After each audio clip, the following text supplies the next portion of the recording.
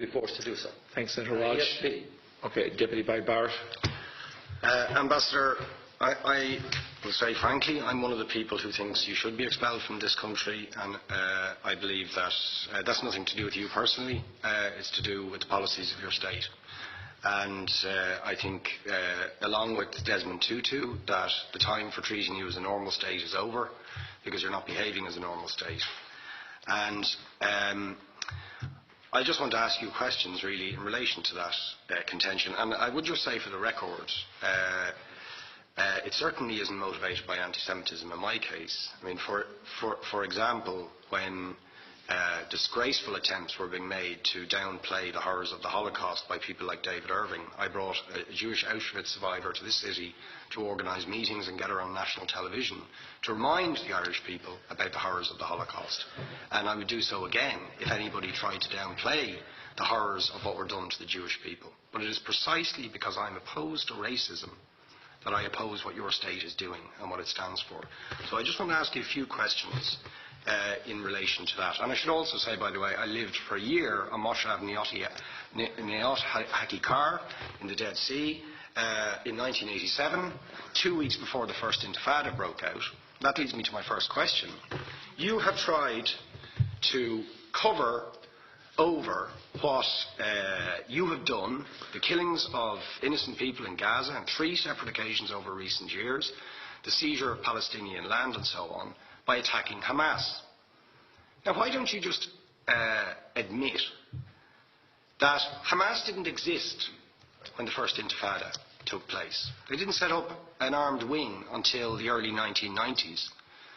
And that there was a reason that PLO were in Tunis at the time, exiled, effectively not present.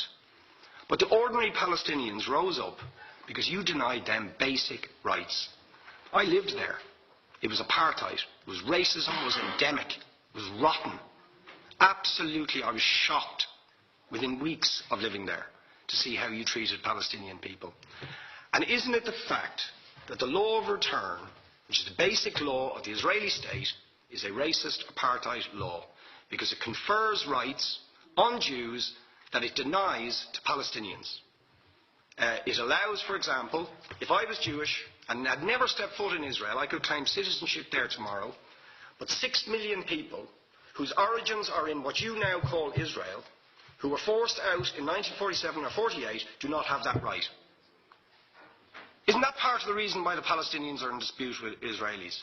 Because you deny them the right to return to their homes and to their land and to their villages, and that they have a legitimate claim, even under international law, to return, but you deny them that right. Why do you deny them that right? And why do you give that right to other people who have no connection whatsoever with the land, whether you call it Israel or whether you call it Palestine? Why do you continue to seize land, if you're serious about Oslo and the two-state solution? Why do you continue to seize land, which under that agreement is land designated to be Palestinian land? 500,000 people, most of which has taken place since Oslo. You allow that to happen.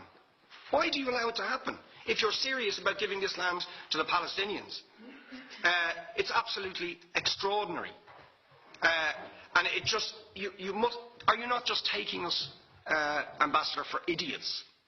That you can say with a straight face, we're serious about peace, but while we're serious about peace, we're going to seize Palestinian land. And you expect the Palestinians to just sit back and do nothing about that.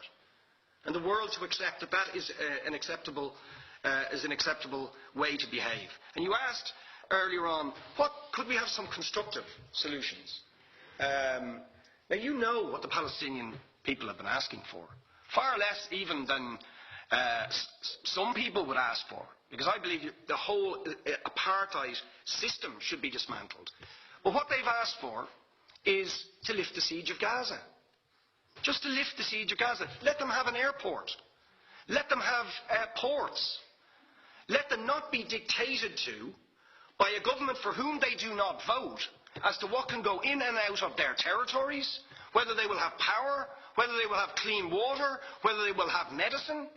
What makes you think you're allowed to have nuclear weapons and the 4th biggest army in the world and visit destruction on the people of Gaza But they have no right to defend themselves.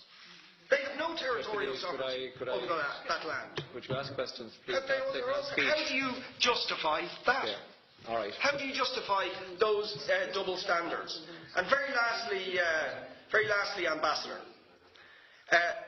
people like Bishop Tutu, Nelson Mandela, and I would certainly describe your state as a apartheid state, with different laws for people depending on their race or religion. Now, isn't that just the case that, for example, at checkpoints going into the West Bank, there's a channel if you're Israeli or European, and there's a channel if you're Arab? Just because you're Arab. If you came into Dáil Éireann and they stopped you and said, "Are you Jewish?" "Oh no, sir, you can't come in through the same entrance as Irish people or European people because you're Jewish," you would call that racism and apartheid. But yet you practice that. You practice that with your checkpoints and your military barriers and your apartheid wall. How can you justify that? All right, thank you. Last